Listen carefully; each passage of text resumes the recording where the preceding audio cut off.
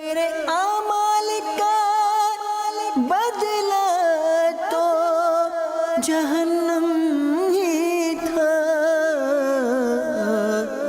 میں تو جاتا مجھے سرکار نے جانے نہ دیا۔ بھائیوں تم جانتے ہو کہ مجھے دعوت اسلامی سے کیوں پیار ہے کرم اس پر خدا پاک کا،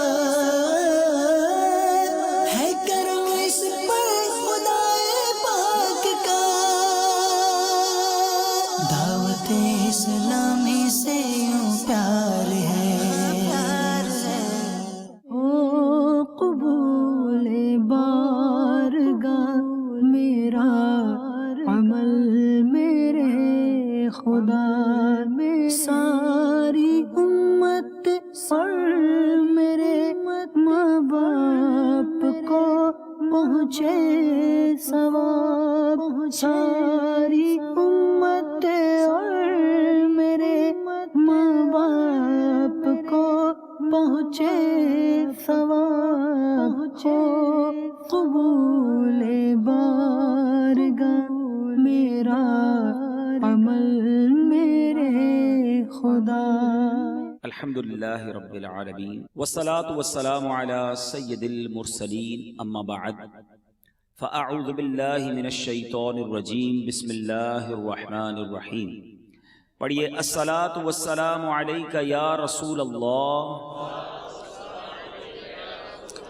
وعلی آلک واصحابک یا حبیب اللہ۔ الصلاة والسلام علیک یا نبی اللہ وعلی آلک واصحابک یا نور اللہ۔ میٹھے میٹھے اور پیارے پیارے اسلامی بھائیوں اور مدنی چینل کے ناظرین، درود پاک پڑھنے کے بے شمار فضائل و برکات ہیں۔ ام المومنین سیدتنا عائشہ صدیقہ رضی اللہ تعالی عنہا سے روایت ہے، صاحب معراج محبوب رب بے نیاز صلی اللہ تعالی علیہ وسلم نے ارشاد فرمایا، جب کوئی بندہ مجھ پر درود پاک پڑھتا ہے تو فرشتہ اس درود کو لے کر اوپر جاتا ہے اور اللہ عز و جل کی بارگاہ میں پہنچاتا ہے، تو اللہ عز و جل ارشاد فرماتا ہے، اس درود کو میرے بندے کی قبر میں لے جاؤ، یہ درود اپنے پڑھنے والے کے لیے استغفار کرتا رہے گا، اور اس بندہ خاص کی آنکھیں اسے دیکھ کر ٹھنڈی ہوتی رہیں گی۔ یعنی درود بارگاہ رسالت میں فرشتہ پہنچا دیتا ہے، گویا درود خود جو ہے وہ پڑھنے والے کے لیے استغفار کرتا ہے۔ اور کیا چاہیے کہ درود ہم پڑھیں اور پھر قیامت تک ہمارے لیے استغفار ہوتا رہے، مغفرت کی دعائیں ہوتی رہیں۔ تو اے میرے میٹھے اسلامی بھائیوں، درود پڑھنا ایک کمال کا وظیفہ ہے، مگر مسئلہ یہ ہے کہ آج ہمارے پاس فضول باتوں کے لیے وقت ہے، سوشل میڈیا کے لیے، موبائل فون کے لیے، دوستوں میں گپ شپ کے لیے، اور آپ کی زبان میں، سندھ کی زبان میں کہوں تو کچہری کرنے کے لیے بڑا وقت ہے، مگر وقت نہیں ہے تو درود پڑھنے کے لیے نہیں ہے۔ ایسا نہ کریں، اپنی زندگی میں درود پاک کو ایسا شامل کر لیں کہ روزانہ ایک مقررہ تعداد، ایک پرٹیکولر کوانٹٹی میں درود پاک پڑھیں۔ علماء کہتے ہیں کہ اگر کوئی شخص روزانہ 313 بار درود پاک پڑھ لے تو وہ کثرت سے درود پاک پڑھنے والوں میں شامل ہو جاتا ہے۔ اب 313 میں دیر کتنی لگتی ہے؟ الصلاۃ والسلام علیک یا رسول اللہ، یہ بھی درود پاک ہے۔ صلی اللہ تعالی علی محمد صلی اللہ علیہ وسلم، یہ بھی درود پاک۔ کتنی دیر لگتی ہے؟ 15 20 25 منٹ میں 313 درود پاک ہو جاتے ہیں۔ آئیے سخی صاحب کے، سخی سلطان کے قدموں میں آئے ہیں، میں بھی نیت کروں، آپ بھی کریں، اور انہی کے ایصال ثواب کے لیے نیت کر لیں کہ روزانہ 313 بار درود پاک پڑھیں گے۔ ہاں، اچھی جگہ پر اچھی نیتیں کرنی چاہیے نا، right place for the right intention, بہترین جگہ ہے اچھی نیتیں کرنے کی۔ تو نیت کر لی ہم نے، انشاءاللہ اب روزانہ 313 بار درود پاک پڑھیں گے۔ آئیے محبت کے ساتھ بآواز بلند درود پاک پڑھیں۔ صلو علی الحبیب صلی اللہ تعالی علی محمد صلی اللہ علیہ وسلم۔ ایک تو ہم اس ہستی کے قدموں میں آئے ہیں کہ جن کو خاص بادشاہ جیلان، شہنشاہ جیلان، حضرت غوث اعظم رضی اللہ تعالیٰ عنہ سے خاص نسبت حاصل ہے۔ میر میراں پیر پیراں الشیخ عبد القادر جیلانی رضی اللہ تعالیٰ عنہ کی اولاد سے حضرت سخی سلطان سید عبد الوہاب شاہ جیلانی رحمۃ اللہ تعالیٰ علیہ ہیں۔ حیدرآباد میں ان کا آنا یہ اس پورے خطے کے لیے بہت بڑی نعمت ہے۔ ایک روایت کے مطابق آپ 8ویں صدی اور ایک روایت ایسی ملتی ہے کہ آپ 10ویں صدی میں اس دنیا سے آپ نے وصال فرمایا، یعنی 400 سے 600 سال یہ پرانے بزرگ ہیں، اور غوث پاک سے ان کو نسبت مدینہ منورہ بغداد معلیٰ میں برکتیں لینے کے بعد ایک پیر کامل بن کے یہاں تشریف لائے۔ اس زمانے میں جو دین کی خدمت کرنی تھی تو کی، لیکن اس کے بعد بھی آج ان کا دربار بھی فیضان لٹا رہا ہے۔ دنیا کے کونے کونے سے لوگ سخی کے دربار پر آتے ہیں، اور ان کی سخاوت کا دریا ایسا بہتا ہے کہ آج بھی لوگوں کی جھولیاں ان کے کرم سے بھر دی جاتی ہیں۔ جس پیرانے پیر سے ان کو نسبت ہے، یقیناً سارا عالم ہی ان سے محبت کرتا ہے۔ غوث اعظم کی تو کیا بات ہے، بریلی کے تاجدار نے جب شان غوث اعظم بیان کرنا چاہی تو کیا خوب لکھا، واہ کیا مرتبہ اے غوث ہے بالا تیرا، واہ کیا مرتبہ اے غوث ہے بالا تیرا، اونچے اونچوں کے سروں سے قدم آلا تیرا، سر بھلا کیا کوئی جانے کہ ہے کیسا تیرا۔ غوث پاک کے مبارک چہرے اور سر کی بات تو چھوڑو، سر بھلا کیا کوئی جانے کہ ہے کیسا تیرا، اولیاء ملتے ہیں آنکھیں وہ ہے تلوا تیرا۔ اور غوث اعظم کے غلاموں کو خوف نہیں ہوتا، مرید نہیں گھبراتے۔ اعلیٰ حضرت لکھتے ہیں کیا دبے جس پہ حمایت کا ہو پنجا تیرا، کیا دبے جس پہ حمایت کا ہو پنجا تیرا، شیر کو خطرے میں لاتا نہیں کتا تیرا۔ اس پیرانے پیر کی خاص نسبت انہیں حاصل ہے۔ آئیے غوث اعظم رضی اللہ تعالیٰ عنہ کی زندگی میں آپ نے بڑی کرامتیں سنی ہیں، آپ کی زندگی کے بڑے واقعات آپ نے سنے ہیں، مگر آج غوث پاک کی زندگی کا ایک انوکھا پہلو، ایک یونیک ایکسپیکٹ، وہ بات جو نارملی ہم غوث پاک کی سیرت سے نہیں سنتے۔ میں نے سوچا کہ کرامتیں تو سنتے رہے، کیوں نہ کچھ آج ایسی بات کی جائے کہ جتنے اجتماع میں آئے ہیں اور جتنے مدنی چینل پر مجھے سن رہے ہیں وہ کچھ ایسی نیت کر کے کچھ ایسا طریقہ اپنا کے جائیں کہ آج کے بعد ہماری زندگی میں ایک شاندار اور خوبصورت اضافہ ہو جائے، ہماری عادت میں ایک تبدیلی آ جائے۔ پہلے سمجھیے کہ غوث پاک کا مرتبہ کیا ہے، غوث پاک کا اسٹیٹس کیا ہے۔ آپ وہ عظیم ہستی ہیں، دنیا کے میں کئی اولیاء کرام آئے ہیں، آپ اگر اولیاء کرام کی سیرت پڑھیں نا، بہت سارے اولیاء کرام آئے، بہت سارے اولیاء کرام ایسے ہیں کہ جن کی زندگی میں ایک تبدیلی آئی، انہوں نے توبہ کی اور اللہ نے انہیں ولایت عطا فرما دی۔ مثال کے طور پہ حضرت فضیل بن عیاض رضی اللہ تعالیٰ عنہ بہت بڑے اللہ کے ولی ہیں، مگر آپ توبہ کرنے سے پہلے ڈاکو تھے، آپ ڈاکہ ڈالا کرتے تھے، لوگ ڈرتے تھے آپ سے، مگر آپ نے جب سچی توبہ کی اللہ نے اپنا ولی بنا دیا۔ حضرت حبیب عجبی رحمت اللہ تعالیٰ علیہ، آپ بہت بڑے اللہ کے ولی ہیں، مگر توبہ کرنے سے پہلے آپ سود کا کاروبار کرتے تھے، آپ نے سچی توبہ کی اللہ نے اپنا ولی بنا لیا۔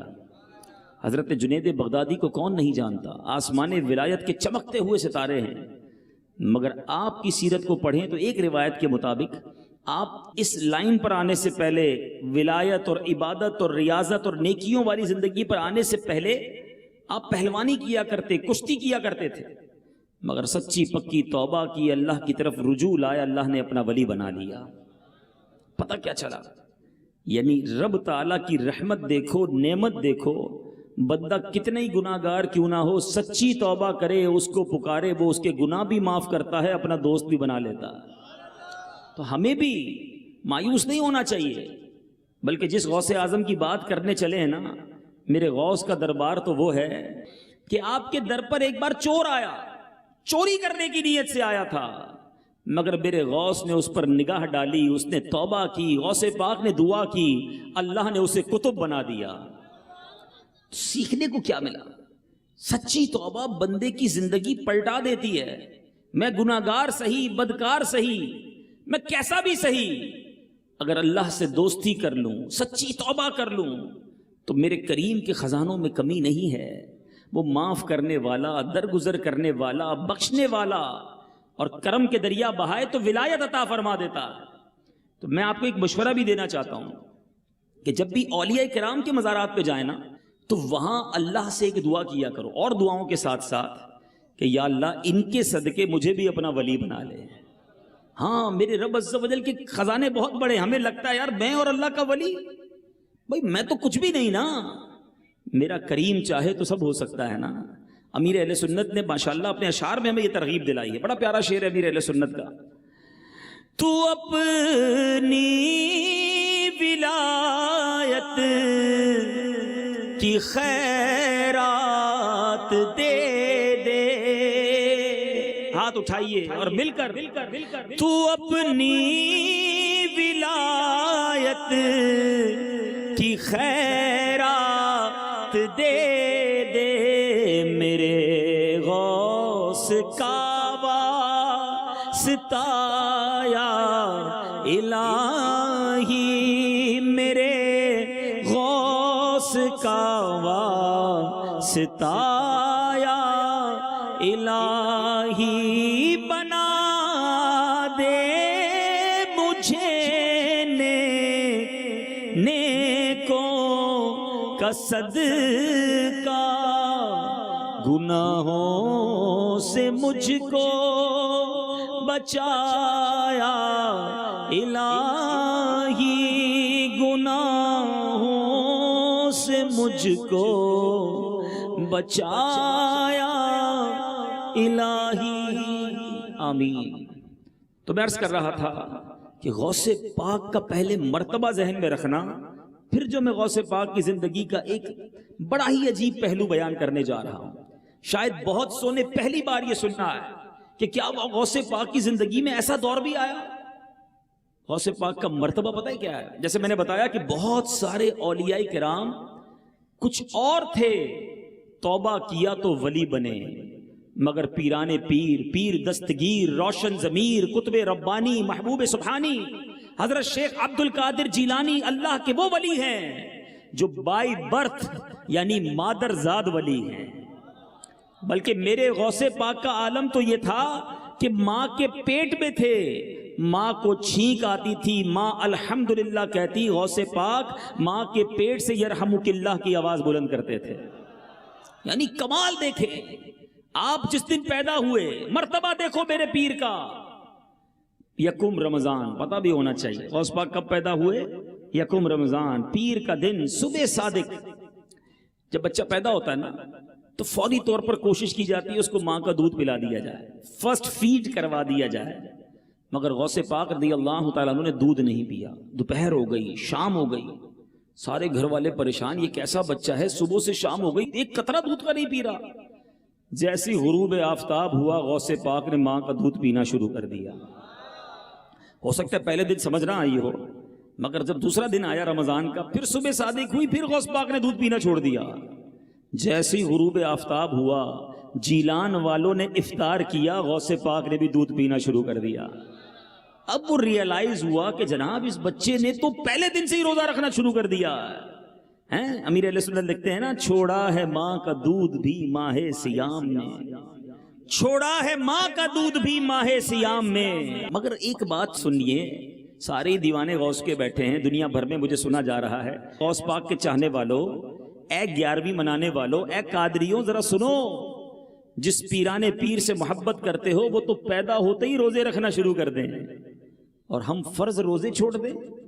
کیا غوث پاک کا چاہنے والا رمضان کے روزے قضا کر سکتا ہے؟ سوچئے، سیرت غوث سے کچھ تو لیجئے نا۔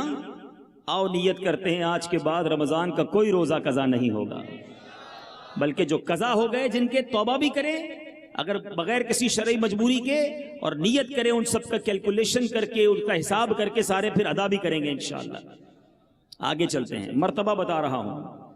غوث پاک جس دن پیدا ہوئے نا جیلان شہر میں، یہ قصبہ بغداد کے قریب ہے، جہاں پیدا ہوئے، اللہ تبارک و تعالیٰ کی کرم نوازی دیکھو، جیلان میں اس دن 1100 بچے پیدا ہوئے، اور 1100 کے 1100 لڑکے پیدا ہوئے اور اللہ نے ان سب کو اپنا ولی بنا لیا. پیرانے پیر کی آمد تو کیا ہوئی، ولایت بٹنا شروع ہو گئی اور یہ فیضان ایسا جاری ہے. علماء کرام کہتے ہیں آج بھی، جی ہاں سینکڑوں برس گزر گئے، آج بھی دنیا میں اگر کوئی ولی بنتا ہے، کسی کو ولایت ملتی ہے تو بغداد والے غوث کے در سے ملتی ہے. تو یہ مرتبہ ہے، اتنا بڑا مقام ہے. ٹھیک ہے، اب ذرا غور سے دل تھام کے سننا کہ جس کا اتنا بڑا مقام ہو، جو رب کی بارگاہ میں اتنا مقرب ہو، آپ دعا کریں تو کشتی دریا سے باہر آ جائے، آپ دعا کریں تو لوگوں کی مصیبتیں ٹل جائیں. مگر خود غوث اعظم پر کیسی کیسی مصیبتیں آئیں، غوث اعظم رضی اللہ تعالیٰ عنہ پر کیسی کیسی مشکلیں آئیں. آج میں زندگی کا ایک ایسا پہلو بیان کرنے جا رہا ہوں، جی ہاں آج بھی غوث پاک کا نام اللہ کی بارگاہ میں وسیلے کے طور پر پیش کیے جائے تو رب کریم اس عظیم بزرگ کی برکت سے ہماری مشکلیں ٹال دیتا ہے.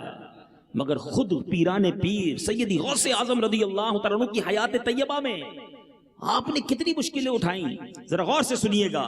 خود سرکار غوث پاک رضی اللہ تعالیٰ عنہ فرماتے ہیں کہ میں شہر میں جب رہتا تھا، بغداد شہر میں جب چلے گئے تھے، ایسا وقت بھی آیا کہ آپ فرماتے ہیں کہ میں گرے پڑے ٹکڑے یا جنگل کی کوئی گھاس پتی اٹھا کر کھا لیا کرتا تھا. کئی کئی سال فاقے سے گزرے. فرماتے ہیں اور جب دیکھتا کہ میں کوئی گھاس پھوس اٹھا لوں تو دوسرے فقراء کو دیکھتا تھا کہ وہ بھی کوئی گری پڑی چیز اٹھانے آئے ہیں، تو میں اپنے اسلامی بھائیوں پر ایثار کر کے واپس آ جاتا، چھوڑ دیتا تاکہ یہ گھاس پھوس کھانے کا بچا ہوا ٹکڑا یہ کھا لے. بھوک کے اندر بھی ایثار ہے. آگے چلیے، فرماتے جب بھوک کے سبب کمزوری حد سے بڑھ گئی، قریب الموت پہنچ گیا، غوث پاک فرما رہے ہیں اتنا بھوک لگی، کھانا کئی دنوں سے نہیں کھایا تھا، اب ایسا لگا مر جاؤں گا. تو کہتے ہیں میں نے پھول والے بازار سے ایک کھانے کی جو چیز زمین پر پڑی تھی اٹھائی اور ایک کونے میں جا کر بیٹھ گیا کہ وہ گری پڑی چیز اٹھا کر کھا لوں. کہتے ہیں اتنے میں ایک عجمی نوجوان آیا. عجمی کہتے ہیں جو عربی نہ ہو، ہم سارے عجمی ہیں، ٹھیک ہے، یعنی ایک عجمی نوجوان آیا اور اس کے پاس تازہ روٹیاں تھیں اور بھنا ہوا گوشت تھا. وہ بیٹھ کر کھانے لگا. تو کہتے ہیں میرے برابر میں بیٹھ کر تازہ گوشت کھا رہا ہے، گرم روٹی کھا رہا ہے اور میرا بھوک سے برا حال ہے. غوث پاک فرماتے میری بھوک اور بڑھ گئی، شدت بڑھ گئی. ایسی حالت ہو گئی کہ جب وہ نوجوان لقمہ اٹھا کر اپنے منہ میں ڈالتا تھا تو غوث پاک فرماتے بے اختیار میرا بھی جی چاہتا کہ میں اپنا منہ کھولوں اور میرے منہ میں یہ لقمہ ڈال دے. سوچو کبھی زندگی میں ایسی بھوک ہم میں سے کس نے برداشت کی ہے؟ ہم میں سے کون ہے جس نے زمین سے اٹھا کر ٹکڑے کھائے؟ اے قادریوں میرے پیر، ہم سب کے بڑے پیر نے یہ وقت گزارا ہے. آگے سنتے جاؤ. اب کہتے ہیں آخر میں نے اپنے نفس کو ڈانٹا، منہ کھولنے کا جی چاہا نا تو نفس کو ڈانٹا کہ اے نفس بے صبری نہ کر، بے صبری مت کر، اللہ میرے ساتھ ہے، چاہے موت کیوں نہ آ جائے میں اس نوجوان سے مانگ کر نہیں کھاؤں گا.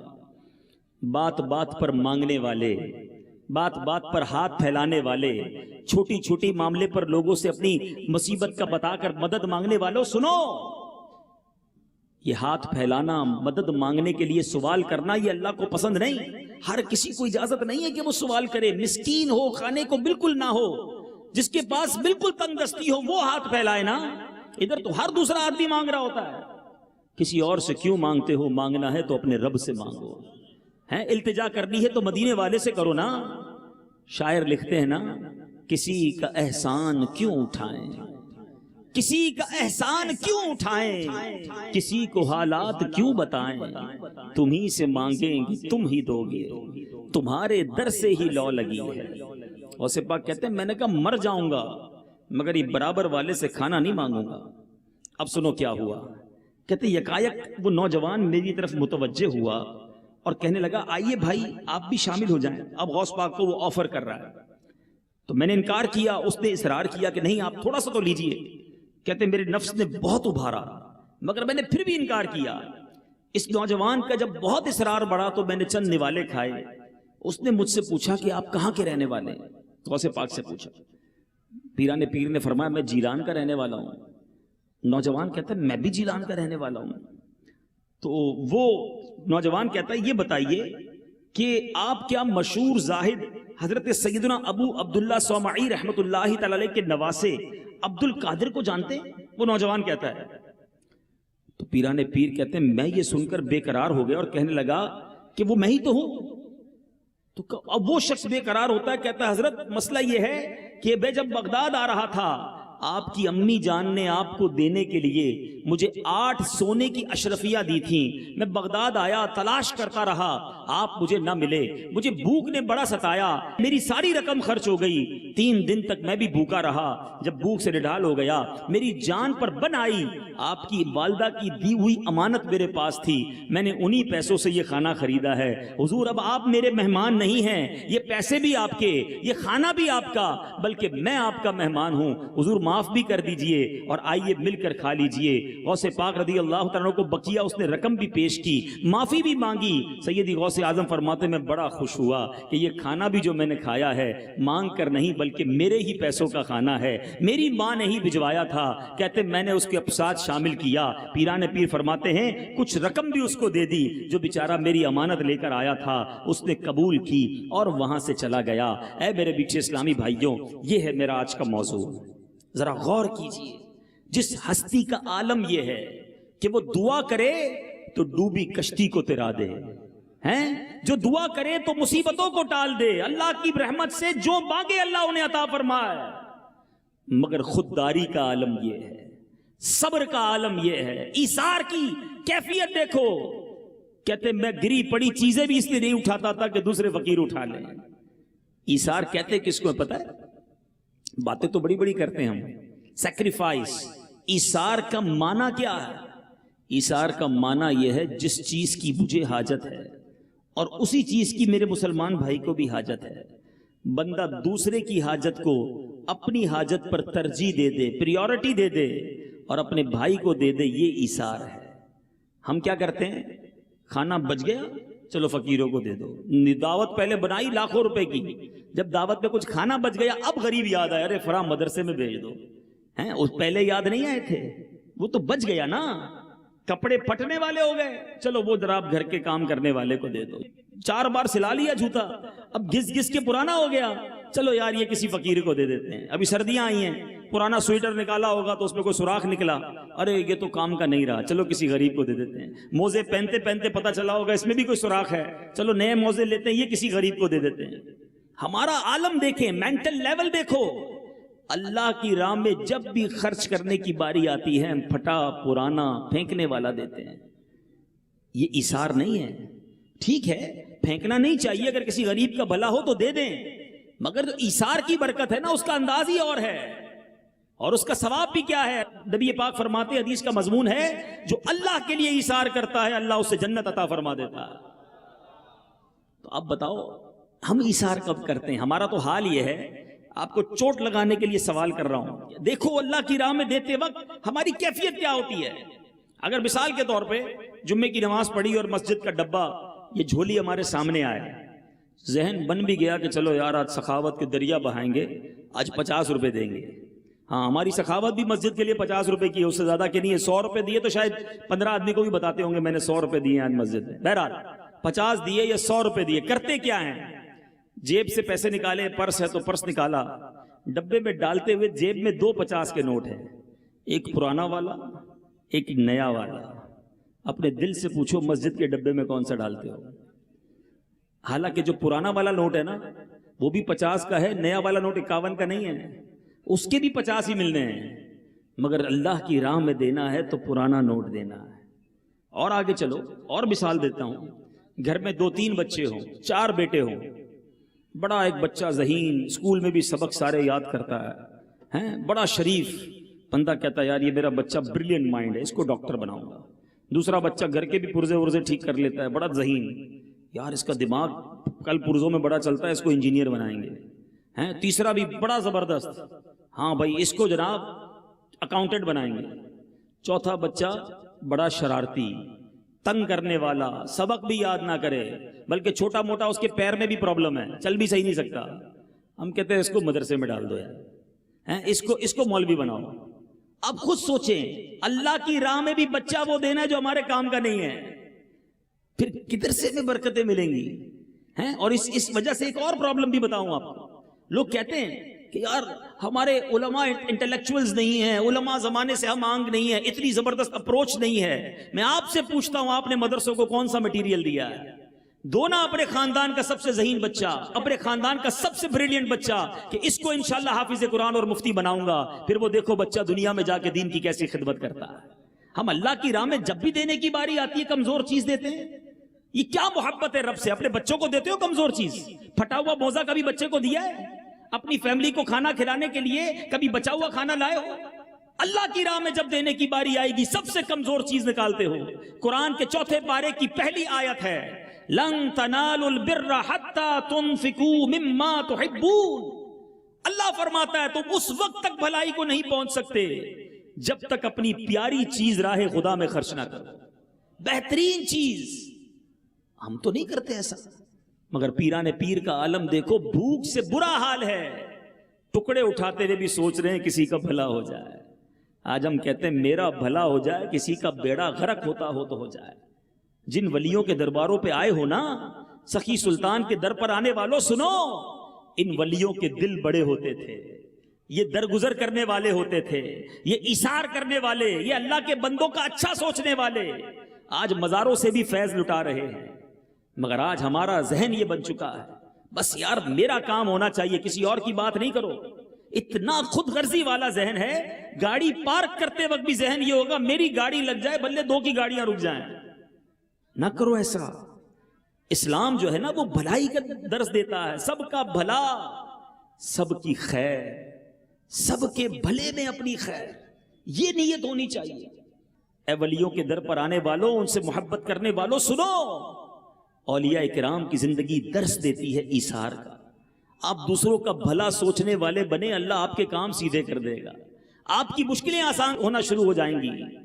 اور پھر اس واقعے سے ایک اور بات سیکھنے کو کیا ملی کہ غوث پاک میں صبر کتنا تھا. کتنے کتنے دن کے فاقے تھے، مگر اس مرد کلندر کی زبان پر شکوہ نہیں تھا.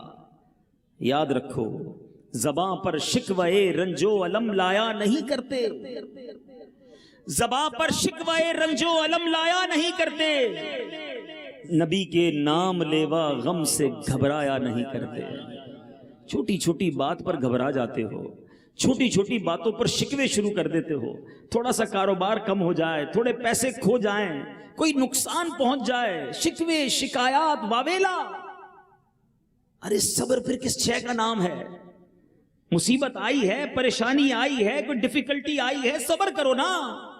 نبی پاک کی زندگی کیسی صبر والی. کربلا والوں کی باتیں کرتے ہیں، کربلا والوں کا صبر کیسا تھا. کسی ایک شہید کربلا نے کہا کہ یا اللہ ایسا کیوں ہو رہا ہے ہمارے ساتھ؟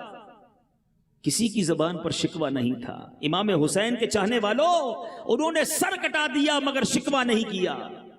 آج ہمیں چھوٹی سی تکلیف ہو تو شکوہ، شکایات دنیا بھر کو بتاتے ہیں، سب کو بتاتے ہیں میرا نقصان ہو گیا، میرا پرابلم ہو گیا، میرے سر میں درد ہو گیا، میرے پیٹ میں درد ہو گیا، میری دکان میں یہ مسئلہ ہو گیا، میری موٹر سائیکل چوری ہو گئی، میرا موبائل چلا گیا.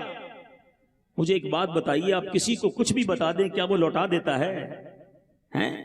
بتانے کا کوئی فائدہ نہیں، تمہارا ثواب ہی چلا جاتا ہے. تمہارے صبر کا جو ثواب تھا وہ گیا. لوگ کہتے ہیں سارے زمانے کو بتا کر پھر کہتے ہیں اب کیا کر سکتے ہیں، صبر ہی کر رہے ہیں. اب آپ صبر نہیں کر رہے. صبر یہ تھا، یہ جو بڑا خوبصورت ایک جملہ ہے نا، صبر جمیل. کسی کو پتہ ہے صبر جمیل ہے کیا؟ یہ کسی جمیل بھائی کا صبر نہیں ہے. ہاں سنو، آج سمجھ لو. صبر جمیل یہ ہے، مصیبت زدہ اور غیر مصیبت زدہ میں فرق نہ کر سکیں آپ. پتہ ہی نہ چلے کہ بندہ مشکل میں ہے، نہ اس کا چہرہ بتائے نہ اس کا انداز بتائے. میں جانوں، میرا رب جانے، میں کیوں کسی کو بتاؤں میرا کیا نقصان ہو گیا ہے. اچھا ایک سوال ہے، ویسے نقصان ہو تو سب کو بتانا ہے، فائدہ ہو تو کبھی بتاتے ہو کسی کو؟ گھر جا کر بھی فوراً بتائیں گے گھر والوں کو مارکیٹ بہت ڈاؤن ہو گئی ہے، بہت نقصان ہو گیا ہے، مال نہیں بک رہا ہے، تاکہ گھر والے خرچے کم کر دیں. لیکن جس دن آپ کی بکری اچھی ہوتی ہے اس دن گھر والوں کو جا کے بتایا بڑا اچھا بزنس ہوا ہے، ہم نہیں بتاتے، گھر والے خرچہ شروع کر دیں گے. کوئی اچھی چیز لوگوں کو نہیں بتانی. اللہ نے اتنی نعمتیں دی ہیں، ذرا سا نقصان ہو جائے سب کو بتانا ہے. حضرت رابعہ بصریہ، دیکھو اللہ والے اور اللہ والیاں کیسی ہوتی ہیں. حضرت رابعہ بصریہ بہت بڑا نام ہے، ولایت کی بہت اونچی منزل پر ہے. ایک بار آپ نے ایک شخص کو دیکھا سر پر پٹی بندھی ہوئی تھی، تو حضرت رابعہ بصریہ نے کہا کیوں باندھی پٹی؟ کہ حضور سر میں درد ہے اس لیے باندھی ہے. بڑی کمال کی بات کی. فرماتی کبھی صحت کی پٹی بھی باندھی تھی؟ سمجھ آئی بات؟ کہ اللہ نے تجھے اتنے دنوں تک صحت مند رکھا، کسی کو نہ بتایا، آج تھوڑا سا درد آیا ہے تو سب کو بتانے لگا ہے. ہاں، کسی کو کیوں بتاؤں میں کہ میں کس مشکل میں ہوں، میں کس پریشانی میں ہوں. اے میرے میٹھے اسلامی بھائیوں، بچپن سے ایک آیت یاد ہے، ان اللہ مع الصابرین. یاد ہے کہ نہیں یاد ہے؟ اللہ صابروں کے ساتھ ہے. ارے جس کے ساتھ رب ہو جائے اس کی مشکل کب رہے گی؟ صبر کرو نا، رب ساتھ ہو جائے گا، رب کی رحمت ساتھ ہو جائے گی. مگر صبر ہی تو نہیں آتا. آؤ اے پریشانوں، اے بیماروں، اے مصیبت زدوں، غور سے سنو. یہ بیماریاں، یہ پریشانیاں، صبر کرو نا تو کتنی بڑی نعمت ہے. اللہ تبارک و تعالیٰ اپنے بندوں کو آزماتا ہے اور پھر اس پر کیا کیا نعمتیں عطا فرماتا ہے. قرآن مجید فرقان حمید میں ہمیں بہت پہلے کہہ دیا گیا کہ ہمارا ٹیسٹ ہوگا. قرآن فرماتا ہے سورہ بقرہ آیت نمبر 155 میں، وَلَنَبْلُوَنَّكُمْ بِشَيْءٍ مِّنَ الْخَوْفِ وَالْجُوعِ وَنَقْصٍ مِّنَ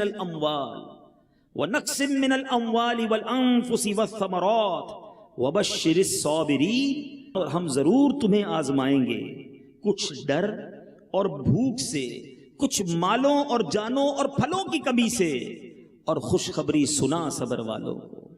یہ ٹیسٹ ہوتا ہے ہمارا. بیماری آتی ہے، مال کم ہو جائے گا، صحت میں کمی آئے گی، واقعی نقصان ہوگا. یہی تو ٹیسٹ تھا نا.